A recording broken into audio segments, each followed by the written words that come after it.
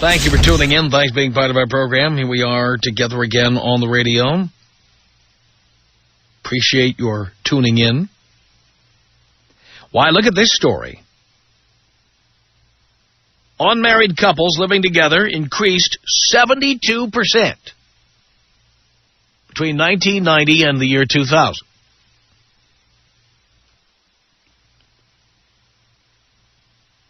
In 2000, almost 11 million Americans were cohabiting. The number of unmarried couples living together increased tenfold between 1960 and 2000. Goes on to say that not all these people who live together stayed together. In fact, there's almost a 50% chance of premarital cohabitation failing within 5 years, according to a new study by the CDC. Goes on to say that when faced with a divorce, most married couples get lawyers. Property disputes are resolved in court.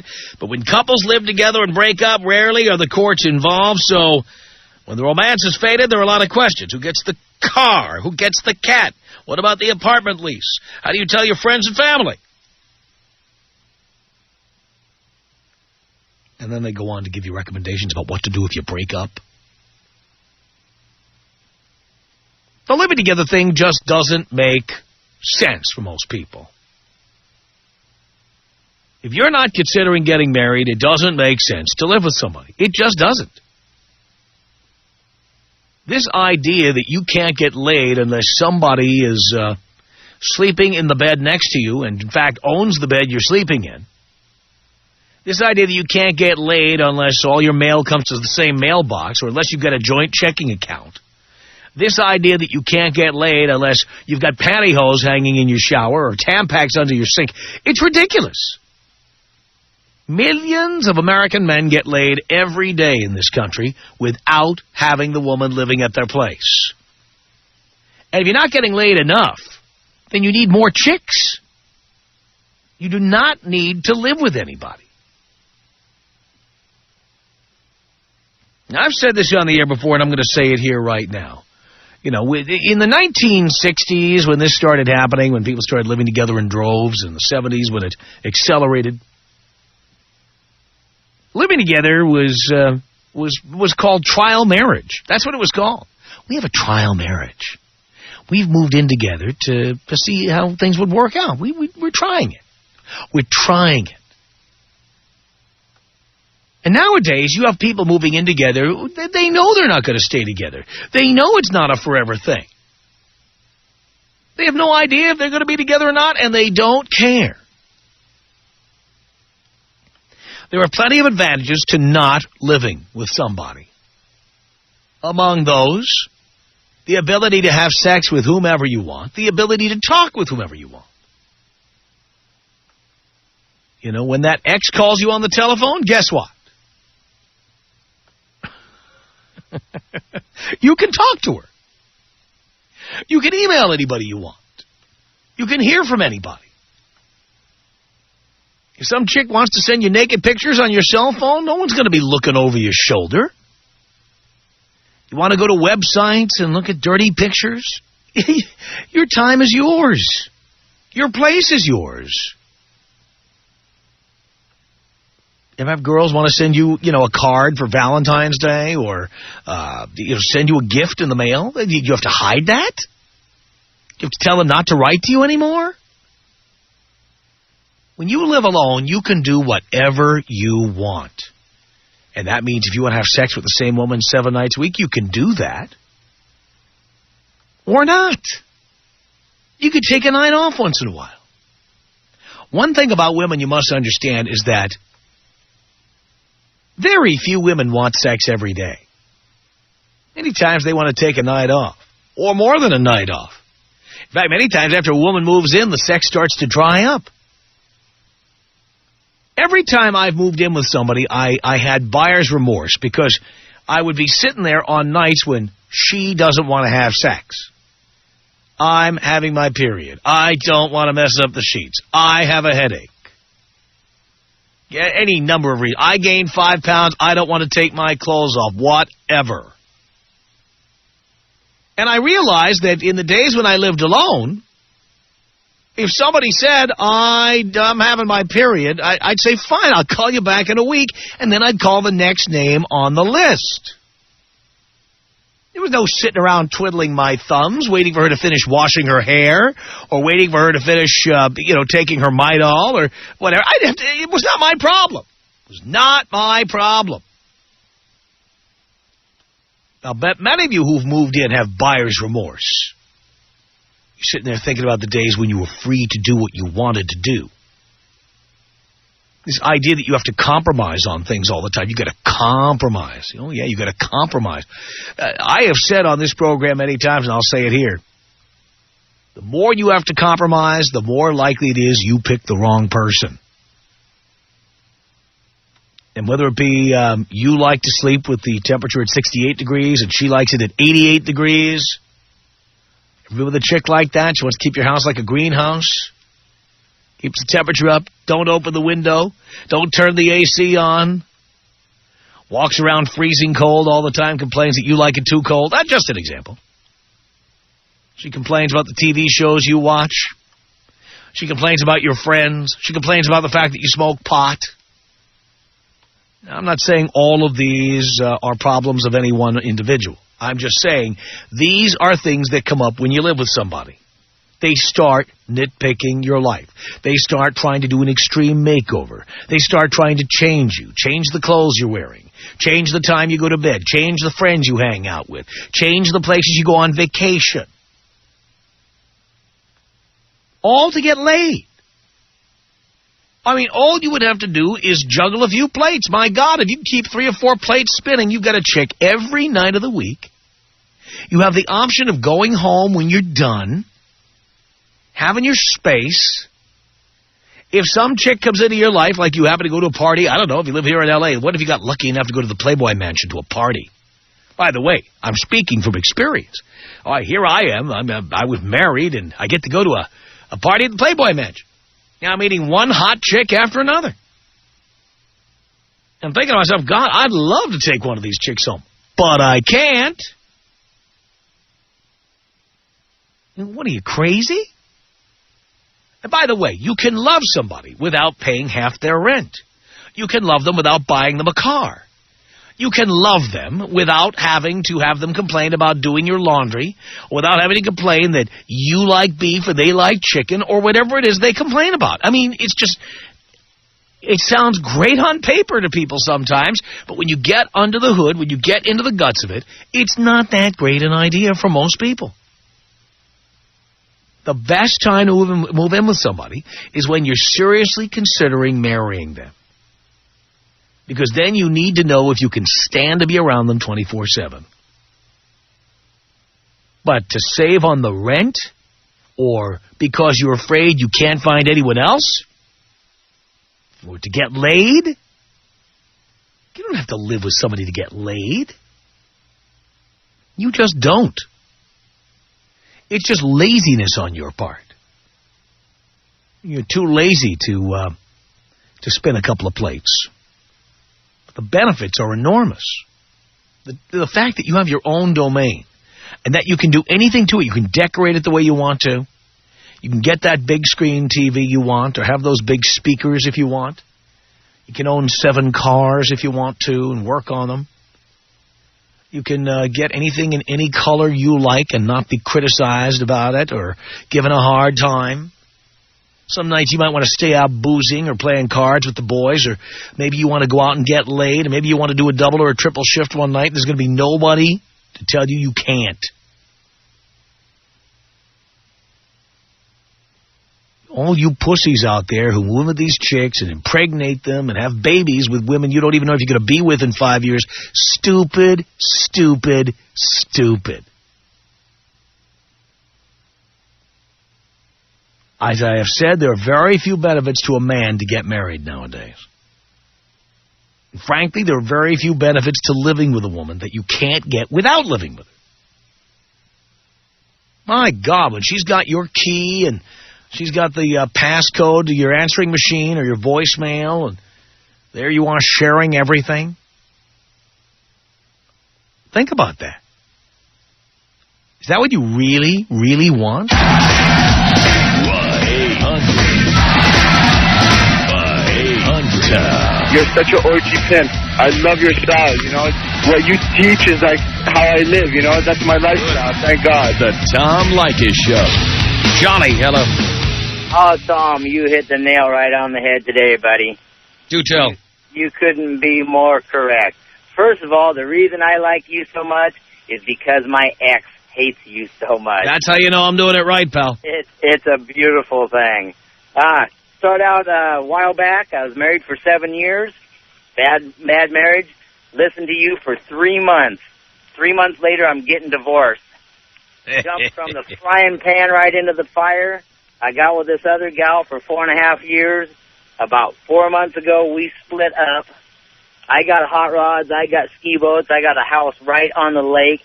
She calls me up all the time, wants to come over, wants to do this, that, or the other. Kicked her to the curb, said, you know what, you had your chance. We're done. Get out of here. She wants to come over and stay and all this, and I'm just going like, you know what? DTB, and I made it stick. And thanks to you, I love you, and she hates you. Take me out with a tribal and a running feet. Here you go, Johnny.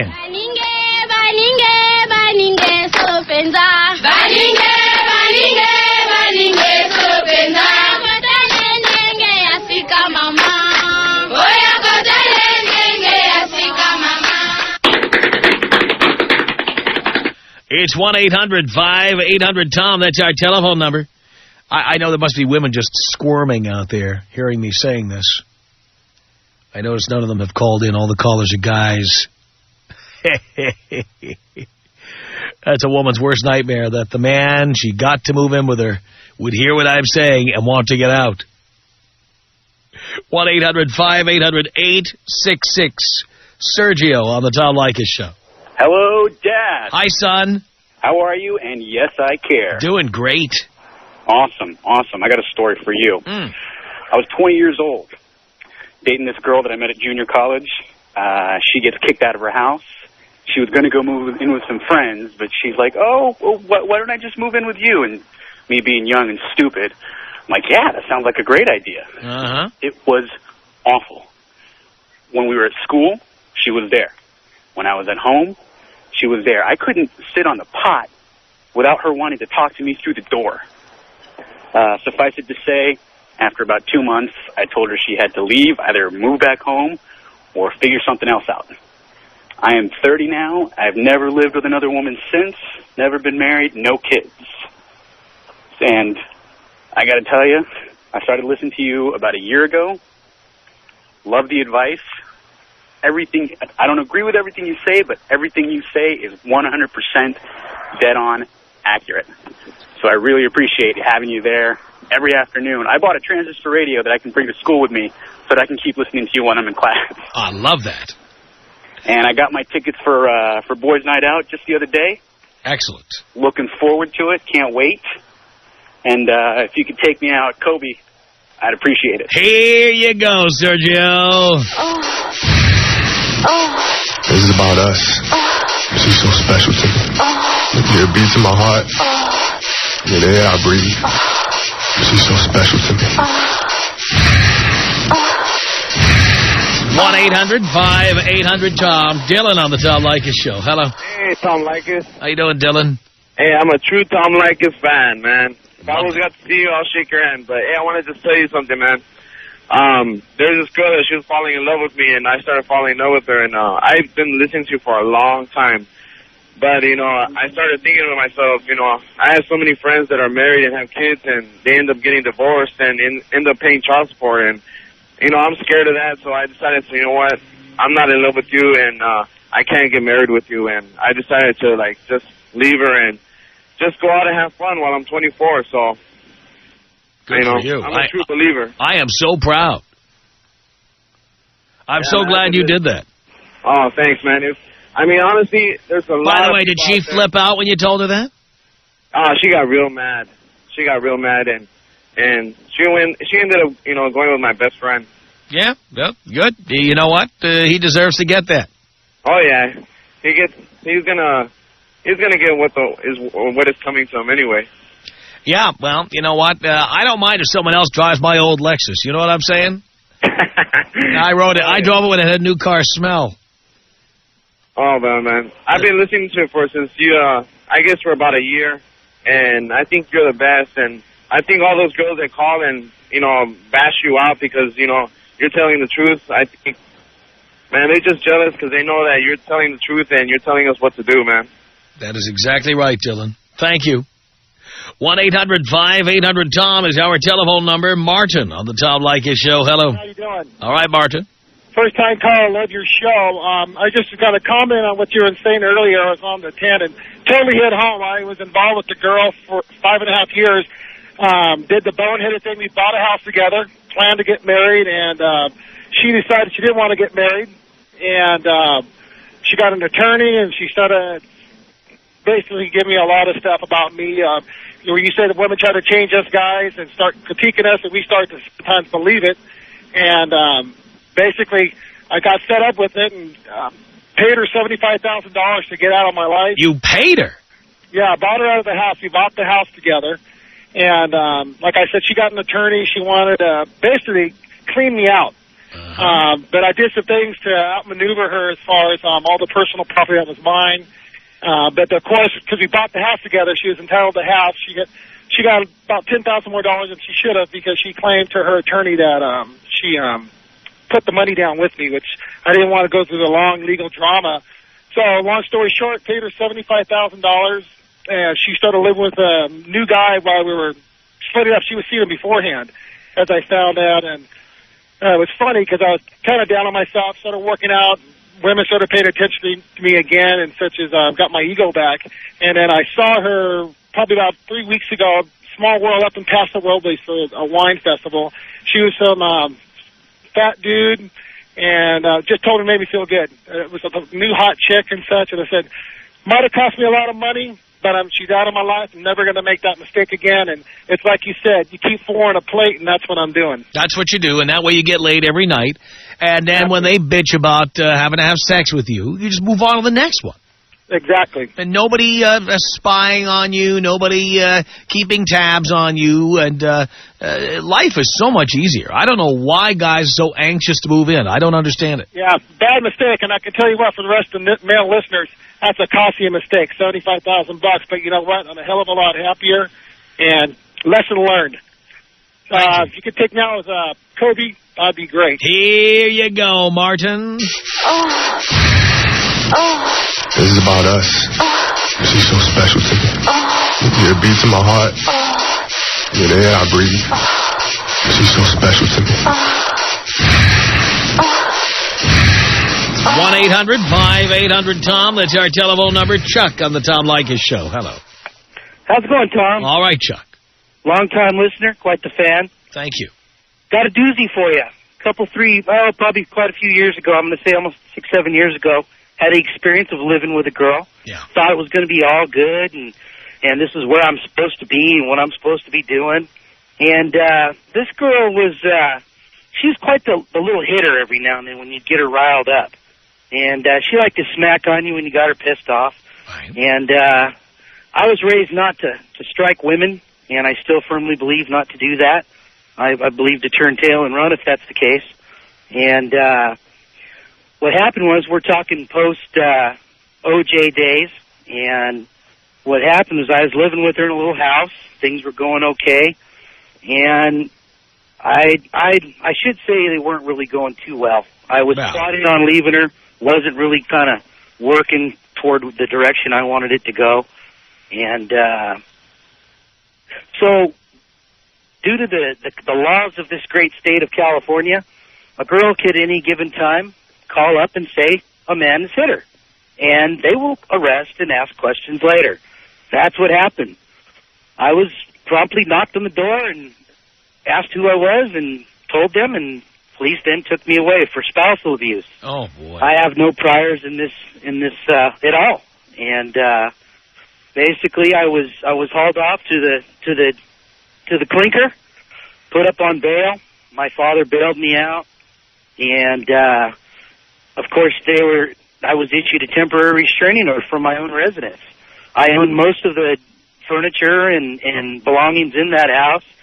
So what she did was I had a hard time believing it that she put this together as well as it went down, but she cleaned me out. She took everything I owned. She pawned my drum set. I played drums.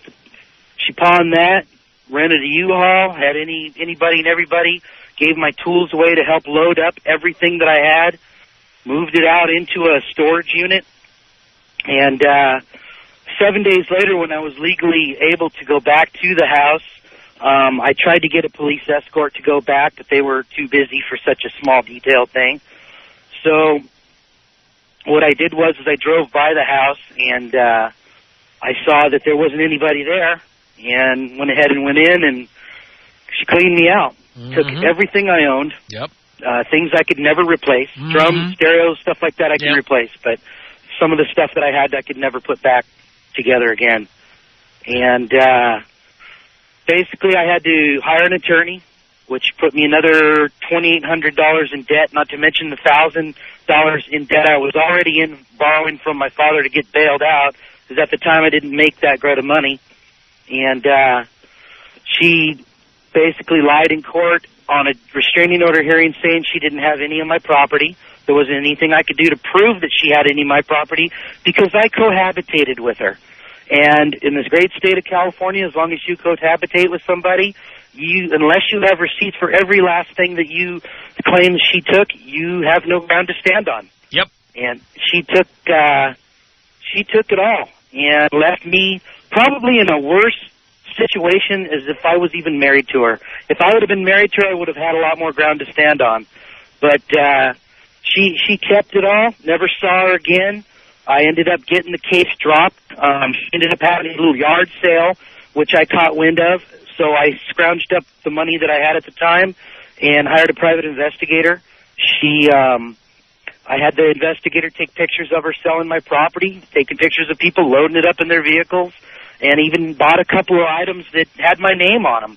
I tried to get the DA to push charges on her for putting herself and saying she didn't have anything to the judge in the restraining order hearing, but because the California has so many fish to fry, they didn't see fit to really push this issue.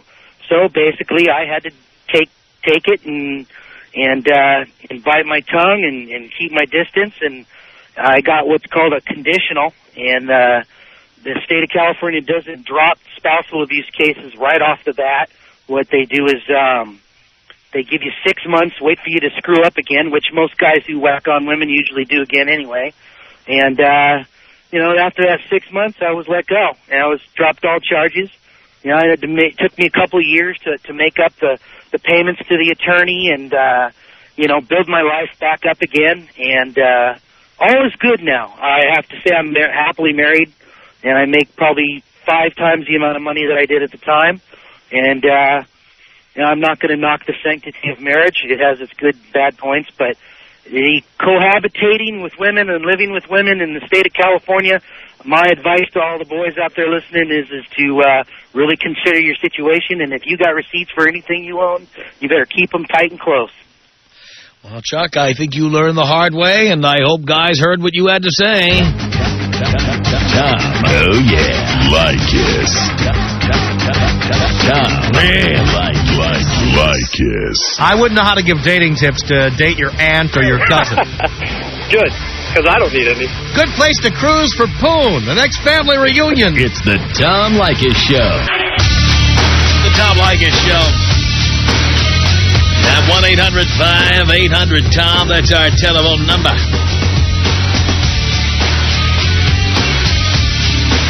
Let's say hello here to Mike on the Tom Leykis Show.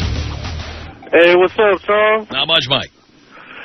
Hey, all right, I got a story for you. I've been listening to you since I was like a freshman, dude. And I've listened to everything you said. I've never moved in with the girl and all that.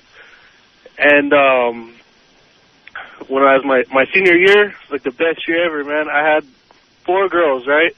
All at the same time. And they all knew about each other, dude, and they're all cool with it. It was the best thing ever, man. I love that. See, that's the way to go. And it was cool. I was just like... And then when one is tied up or one doesn't want to do you, then you go to one of the others. Exactly.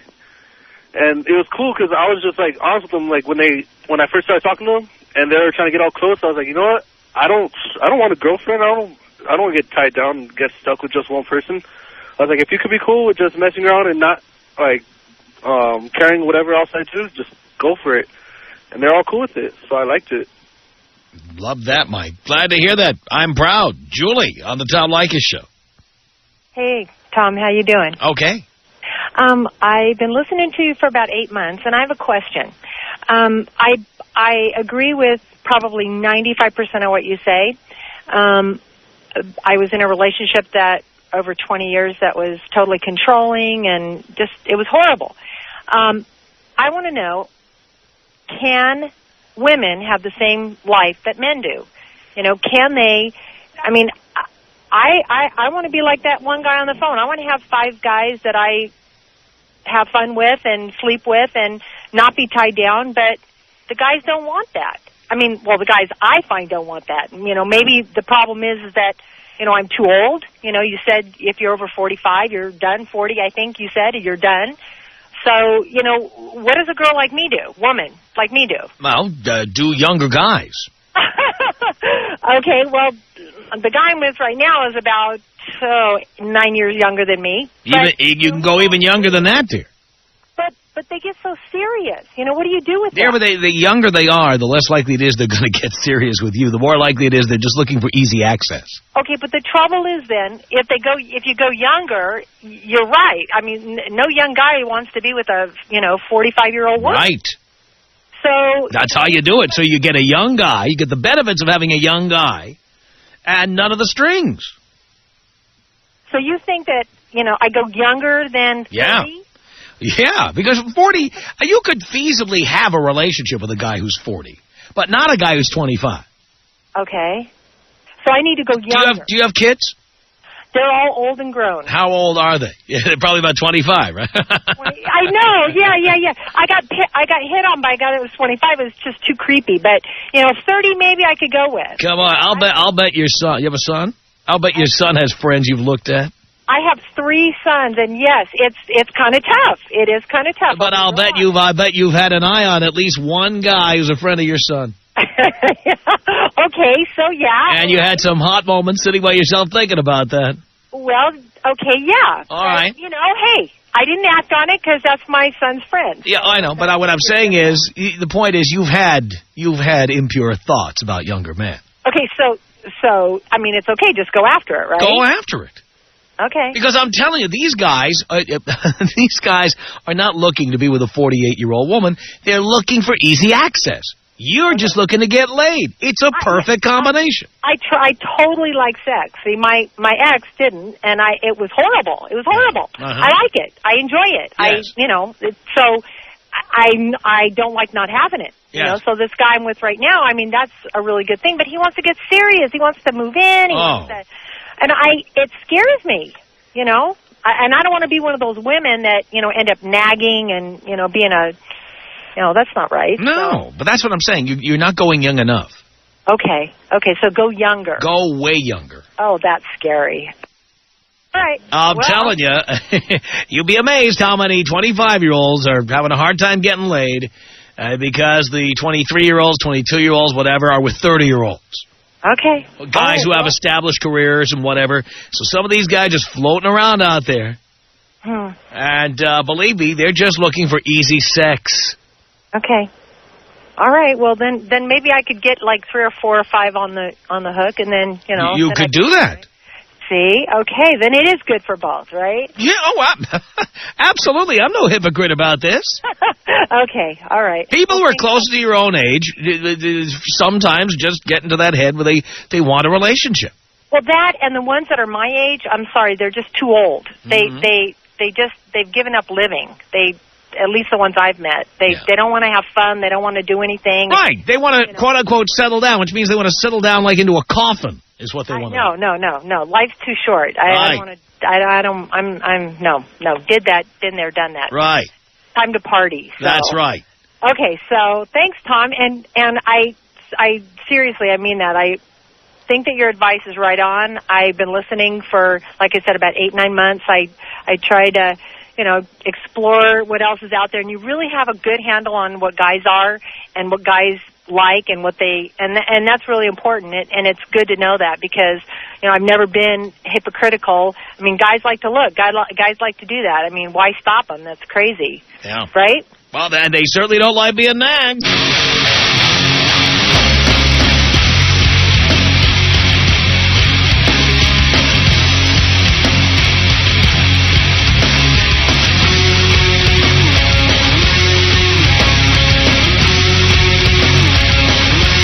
Tom Leykis Show at 1-800-5800-TOM. Shauna, hello. Hello? Is that a question or a statement? It's neither one. I do have a question for you. I'd like to know what exactly in your life has happened to you that you are so down on women and the advice that you give to young men. I'm not down on women at all. There's no better place to deposit sperm. It's the best place you could possibly want to do it. You talk about women like we are nothing but crap. Oh, no. Hard. You act like men should go out and do nothing but use women. And I don't feel that a man should use a woman and a woman should ever use a man. Well, women do anyway. So it's dog-eat-dog out there. You have to fight fire with fire. What has happened in your life that you feel this way? I feel sorry. Dear, it's the way men feel. Tom, I feel sorry for you. Well, why is that? You need to go see someone. Well, first of all, I am in therapy, dear, and I have been for 5 years. You need to be in therapy. But that's not why I'm in therapy, darling, and I'm telling you that this is how most men feel. I think you're absolutely wrong. You must be talking to a 10%. I have barely started listening to your show, and you think men are going to tell you we feel this way? Sorry for you. Besides, darling, at your age, very few men would feel this way about you. So of course you have a skewed idea. You are my age. Well, I'm 56. I have no problem saying that. I know. Well, we know you're 56. A joke. Well, you really think so? Amazingly, men don't think so. We're number one with men. Number one. The only men that wouldn't think so are men that are listening to you that have a problem. There's no way. There. We are the number one show among men. Number one. You're the number one joke because you're a joke to listen to. Well, again, that's what you think. I'm sorry for you. You're not in the target demographic of the show, but the men who are the target demographic take us very seriously. I truly feel sorry for you and the young men that listen to you and take your advice and think it works. Are their daddy. You understand that the advice works. That's why they call me Dad. It's sad. It truly is. Why do you say it's sad, darling? It's because you don't. I would never think of a man that way, and I would not want a man to think of me that way. But, dear, very few men do think of you that way. Don't worry about it. And I'm so glad. But you think that you would be wanting to give young men out there a better advice. I'm giving them the advice they need and want. I feel sorry for this world, and I guess I'm glad I'm out in the next 20 to 30 years. Hang on a second here, Shauna. Tony, what did you want to say to Shauna?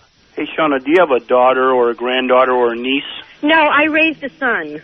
Or do you have any nieces? I raised a son. Do you have any nieces? No, I do not. Okay, we're all boys in this family. We raised boys, and we raised them not to treat women bad. Okay, hold on. When your sons were young, did they used to bring girls over for dinner and family reunions and stuff? Of course. Well, those girls were not, your sons were not the only guys that those girls were having sex with. All the young girls today are having sex with a lot of different guys. So that's what you need to realize. It's not the way it was when you were young. There's no doubt about that. Shauna, Tony, thank you for the call. The Tom Leykis Show.